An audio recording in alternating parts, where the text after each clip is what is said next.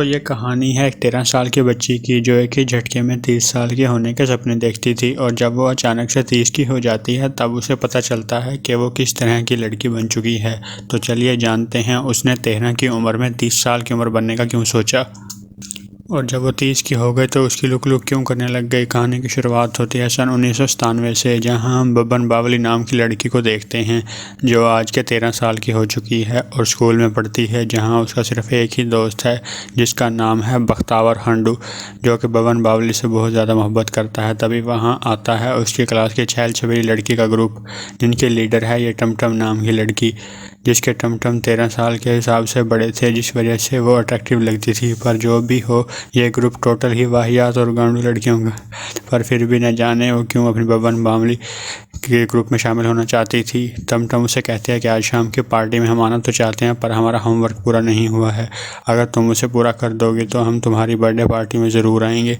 और साथ में क्लास के सबसे हैंडसम और अमीर लौंडे किस को भी साथ लेकर आएंगे। अब बबन बावली, जो कतई बावली थी, कहती है ठीक है, मैं तुम्हारा होमवर्क कर दूंगी, तुम भी पार्टी में क्रिस को ज़रूर लेकर आना। आगे घर पर बबन बावली अपनी पार्टी की तैयारी कर रही थी, जिसमें वो अपने छोटे छोटे चुलबुलों को बड़ा दिखाने के लिए उनमें टिश्यू पेपर भर रही थी ताकि स्कूल के हैंडसम लौंडों को वो भी थोड़ी सी अट्रैक्टिव लगे। तभी वहाँ पर उसका दोस्त बख्तावर हंडू उसके जन्म का गिफ्ट लेकर आता है, जिसमें उसने एक पेपर हाउस बनाया था जो कि ज़बरदस्त किस्म की मेहनत से बनाया था, जो कि बबन बावली को बहुत प्यारा लगता है। जिसको और सुंदर बनाने के लिए वो उसके ऊपर चमकीली रेत डालते हैं, जिसको वो अंग्रेज़ विशिंग डस्ट भी कहते हैं। तभी इतनी ही देर में टमटम की लड़कियों का ग्रुप वहां आ जाता है, जो साथ में क्लास के सबसे हैंडसम लौंडे को भी लेकर आई थी, जिसमें से एक का नाम क्रिस था, जिसके सामने बबन बावली अपने आप को सुपीरियर दिखाने के लिए अपने घनिष्ठ मित्र बख्तावर हंडू की बेइज्जती मारकर उसको वहां से जाने को कहती है, जिस पर वो मोटा अपनी सड़ी सी शक्ल लेकर वहां से चला जाता है ताकि वो सभी खेल खेलने का सोचते हैं, जिसमें टमटम उसकी आंखों पर पट्टी बांध देती है। जहाँ एक लड़का आएगा जो तुम्हारे साथ कुछ भी कर सकता है और तुम्हें उसे बिना देखे बताना होगा कि वो कौन है। पर अब कोई भी उसकी सवारी नहीं करना चाह रहा था, इसलिए टमटम अपना होमवर्क लेती है और सभी के साथ वहाँ से खिसक लेती है। तभी बख्तावर हंडू, जिसको बेइज्जती करके वहाँ से भगाया गया था, वो वहाँ आता है और शोरूम का दरवाज़ा खोलता है। तभी बबन बावली सोचती है क्रिस उसकी लेने आया है। बख्तावर कहता है कि ये मैं हूँ, वो सभी लोग जा चुके हैं, जिसको देखकर बबन बावली उस पर भड़क उठती है और कहती है कि तूने ही उन सबको यहाँ से भगाया है, चल अब तू भी यहाँ से निकल, मुझे तुझसे नफरत है। कहती है कि मैं 30 साल का होना चाहती हूँ, मैं 30 साल का होना चाहती हूँ। दरअसल मैगजीन पढ़ कर उसका दिमाग ख़राब हो चुका था, जिस वजह से उसको लगता था कि 30 साल की औरतें या लड़कियाँ अपनी लाइफ में खुश रहती हैं, वो जो चाहती हैं वो सब कर सकती हैं।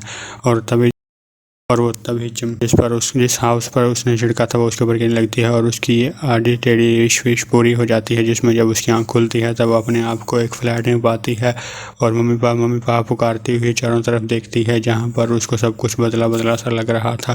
तभी वो अपने आप को शीशे में देखती है और उसकी आंखें फटी की फटी रह जाती हैं। जिसके बाद वो टेबल पर पड़ी हुई चिट्ठियाँ देखती है जिसके ऊपर उसका नाम लिखा हुआ था, जिससे वो ये समझ पाती है कि ये घर तो उसका घर है। दरअसल वो अकेली ही 30 साल की नहीं थी, उसके साथ का हर कोई 30 साल का हो गया था, पर इसके साथ कुछ गड़बड़ हो गई थी, जिसमें उसको बीच के सालों के बारे में कुछ भी नहीं मालूम था कि उसके साथ क्या हुआ और उसने अपनी लाइफ में क्या किया क्या नहीं किया। तभी कोई उसके बाथरूम से उसके सामने आता है, जो कि उसका बॉयफ्रेंड था। वो उसके पिछले सालों से बजा रहा था, पर वो उसको नहीं पहचान पाती क्योंकि वो तो एक ही झटके में 13 से 30 साल की हुई थी ना। अब उसका बॉयफ्रेंड भी पक्का हरामी था, जो साला हमेशा मूड में रहता था, इसलिए वो उसके सामने ही नंगा हो जाता है और वो उसकी बंदूक देख लेती है, जिससे वो डर कर फटाफट से बिल्डिंग से नीचे पहुंचती है, जहां उसे एक लड़की मिलती है जो उसे फटाफट गाड़ी में बैठने के लिए कहती है क्योंकि वो ऑफिस के लिए लेट हो रहे थे, जो सब उसको घंटा समझ में नहीं आ रहा था। तभी ऊपर खिड़की से उसका बॉयफ्रेंड चला कर कहता है, बेबी कहाँ जा रही हो, एक शॉट तो और मारने दो, जिसमें वो पेटी पैर समझती थी। घबरा कर फटाफट से उस लड़की के साथ गाड़ी में बैठकर आगे बढ़ जाती है, जहां कार वो उस लड़की को बताने की कोशिश करती है कि वो 13 साल की है, उसे यहाँ नहीं होना चाहिए, जिस पर वो कहती है अबे साली तूने कोई नशा वशा किया है क्या। जिससे और बातें करने पर बबन बावली समझ पाती है कि वो एक पोश नाम की मैगजीन में काम करती है, जो कि उसका एक सपना था। जिसके साथ साथ उसे ये भी पता चलता है कि ये लड़की उसके आंडों के नीचे काम करती है। आकर वो अपने पोस्ट पहुँचती है जहाँ उसकी खुली चलती थी, क्योंकि वो इस मैगजीन का होनहार चमकता सितारा थी। मीटिंग शुरू होती है जहाँ उसका बॉस सभी से कहता है कि हमारी मैगजीन गुनगुना के मैगजीन से 7 गुना पीछे चल रही है। हमारी टीम में कोई ऐसा मौजूद है जो सारी इन्फॉर्मेशन उनको दे रहा है। अगर हमने इस बारे में कुछ नहीं किया तो जल्द ही हमें अपना शटर बंद करना पड़ेगा। मीटिंग के बाद वो अपना पर्सनल कैबिन देखती है तो वो चौंक जाती है कि मैं तो अपना पर्सनल कैबिन भी है। तभी वहाँ उसकी चेली आती है, उसे कहती है मैम आपकी मॉम की कॉल आई थी। बबन बावली कहती है तो मुझे क्यों नहीं बताया कि मेरी मॉम की कॉल आई थी। वो कहती है कि मैम आपने ही तो कहा था फैमिली कॉल्स का हमें जवाब नहीं देना। तो जो सुनकर उसको झटका सा लगता है कि यार वो भला अपने माँ बाप से बात क्यों नहीं करते। तभी उसे अपने बचपन के घनिष्ठ बख्तावर हांडू की याद आती है तो वो उसे खोजते खोजते उसके अड्डे पर पहुंचती है जो कि बड़ा होकर हल्क बन गया था। वैसे दोस्तों एक बात तो माननी पड़ेगी, मार्वन वालों ने इन इंसानों की ज़िंदगी बना दी, वरना इंसानों को कोई कुत्ता भी नहीं पूछता था। वो उसको पहचान नहीं पाता, जिस पर बबन बावली उसको सब कुछ याद दिलाती है और जब वो उसको याद आ जाता है तो वो उसको गले से लगा लेती है। जिसके बाद वो उसे घर में उसकी दोबारा खिंची हुई फ़ोटो खींचती है और पूछती है क्या तुम अभी भी फ़ोटो खींचते हो। वो कहता है हाँ, खर्चा निकालने के लिए काम तो करना ही पड़ेगा। तो बबन बावली उसको सब कुछ बता देती है और कहती है कि चल कल यार मेरा 13वां जन्मदिन था और आज जब मैं सुबह उठी तो मैं ये बनी हुई थी और अब मुझे घंटा भी समझ में नहीं आ रहा कि मेरे साथ बीते सालों में क्या हुआ, मुझे कुछ भी याद नहीं है। बख्तावर हांडू कहता है कि देख मैं तेरी कोई मदद नहीं कर सकता क्योंकि मैं तुझसे तेरे जन्मदिन वाली पार्टी के बाद से कभी नहीं मिला हूँ। बबन बावली कहते हैं कि पर तू तो मेरा सबसे अच्छा दोस्त था ना। वो कहता नहीं हम दोस्त नहीं हैं। उस दिन की पार्टी के बाद तो बिल्कुल भी नहीं। जिसके बाद वो उसको उसके घर छोड़ने जाता है जहां बबन बावली को अपने घर पर उसकी फ़ोटो एल्बम मिलती है जिसे देखकर उसे पता चलता है कि वो उन गंदी लड़कियों की गैंग में शामिल हो गई थी और उनकी लीडर भी बन गई थी। फिर वो अपनी पुरानी गैंग के लीडर टमटम को देखती है जिस पर बख्तावर हांडू उसे बताता है कि वो तुम्हारी घनिष्ठ मित्र बन गई है और आजकल वो तुम्हारे साथ ही काम करती है। जो सुनते ही वो समझ जाती है कि टमटम तो वही लड़की है जो उसके ऑफिस में उसके अंडों के नीचे काम करती है। जिसके साथ साथ उसे ये भी पता चलता है कि वो स्कूल की पोर्न क्वीन बनी थी और सबसे हैंडसम लौंडे के उसके साथ गई थी। तभी उसके पास कॉल आती है जिसमें उसे पता चलता है कि आज शाम एक पार्टी होने वाली है। जो सुनकर वो खुश हो जाती है क्योंकि उसने अपने जीवन में वो सब कुछ अचीव कर लिया था जो वो चाहती थी। अब एक बात तो उसने बख्तावर हांडू को खो दिया था पर वो इस बार उसे नहीं खोना चाहती थी, इसलिए कहती है कि मैं चाहती हूँ कि तुम भी पार्टी में आओ। वो कहता है कि अगर मुझे समय मिला तो मैं ज़रूर आऊँगा।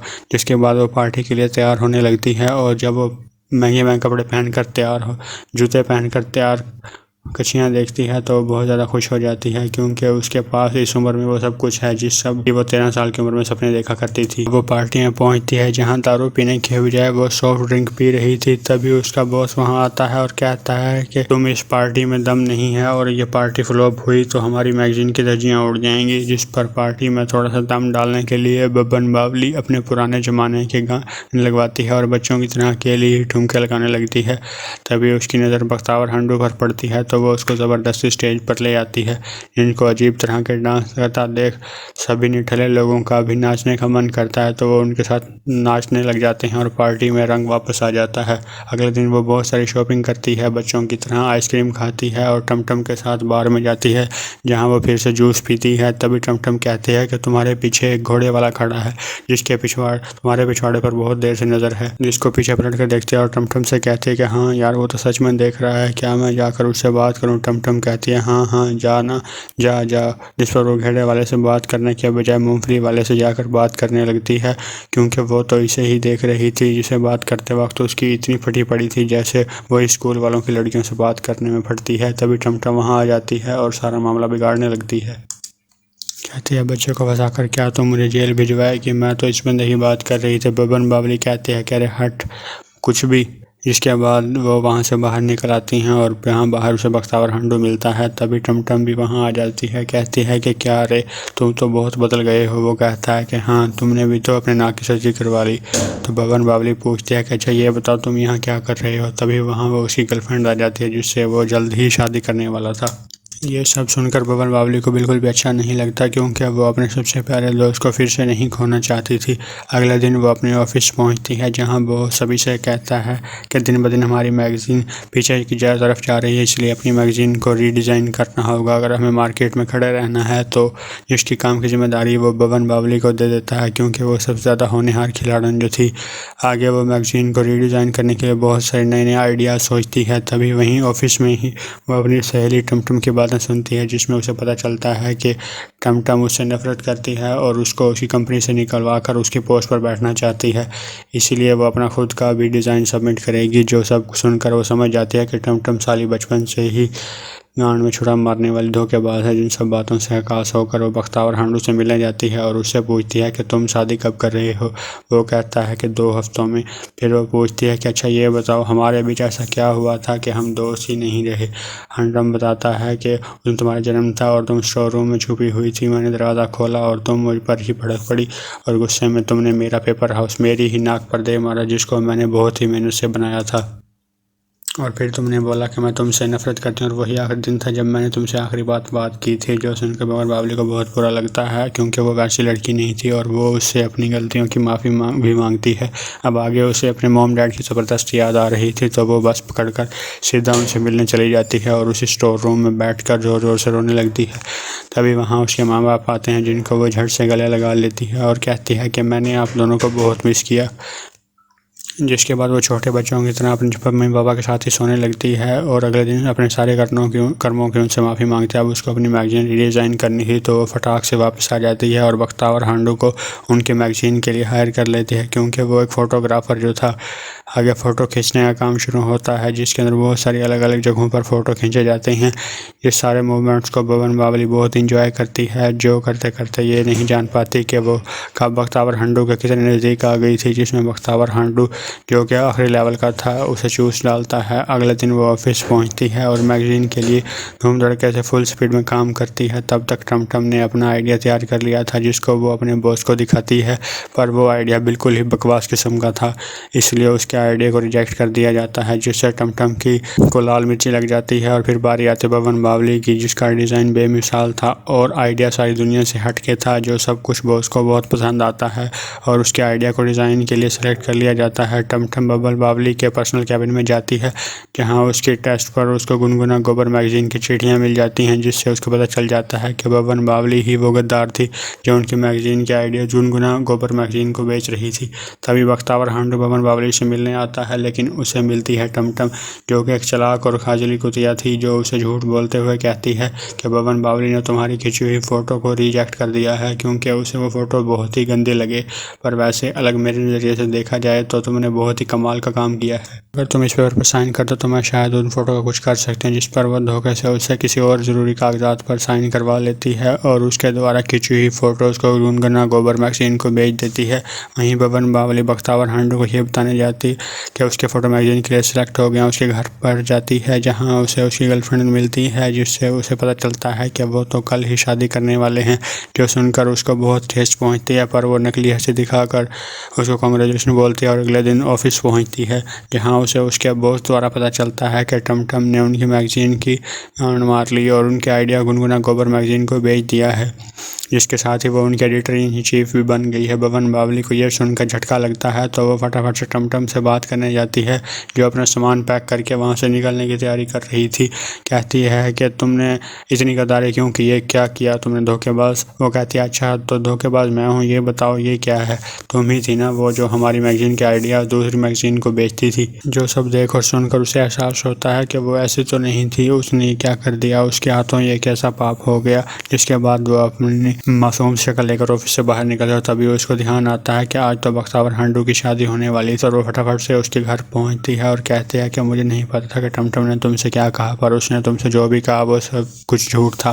बख्तावर कहता है कि हाँ मुझे उसकी बातों पर विश्वास नहीं क्योंकि मैं जब तीसरी क्लास में था तब उसने मेरे कलर चुराए थे और उसने मुझे साफ मना कर दिया था। बबन बावली कहती है देख मेरे दोस्त मैं वो बुरी लड़की नहीं हूँ, मैं मानती हूँ कि मैं कभी हुआ करती थी और अगर तुम्हें ये बात दिल से पता होती तो तुम आज किसी और से शादी करने के लिए तैयार नहीं होते। तो बोलकर वो रोने लगती है और बख्तावर हांडू उसे अपना कागज का बना हुआ वही पुराना घर दिखाता है जिसको उसने ठीक कर दिया था और अभी तक उसने उसको अपने पास संभाल कर रखा हुआ था। जिसे देखकर बबन बावली रोती रोती कहती है कि मेरी जान क्या मैं इसको रख सकती हूँ।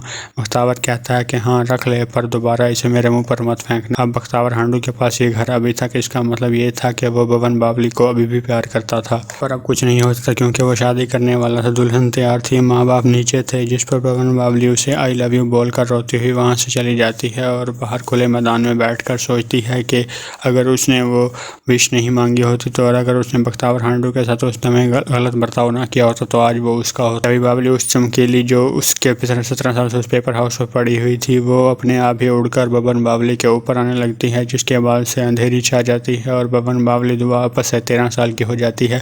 तभी बख्तावर हांडू स्टोर रूम का दरवाज़ा खोलता है और वो उस पर झपट पड़ती है और उसे चूस डालती है, जिस पर फिर से समय बीतता है और जब वो फिर से 30 साल की होती है तो बख्तावर हांडू के साथ शादी कर लेती है। जिसके साथ ही ये कहानी यहीं पर समाप्त हो जाती है और हमें इस कहानी से ये सीख मिलती है कि मेरे पास जो भी है हमें उसमें खुश रहना चाहिए। और मुझे नहीं पता कि इस बात का क्या मतलब, पर खुश रहो। धन्यवाद। और चैनल को सब्सक्राइब करना ना भूलो। हो सके तो कमेंट करके अपनी राय का इजहार भी ज़रूर करो।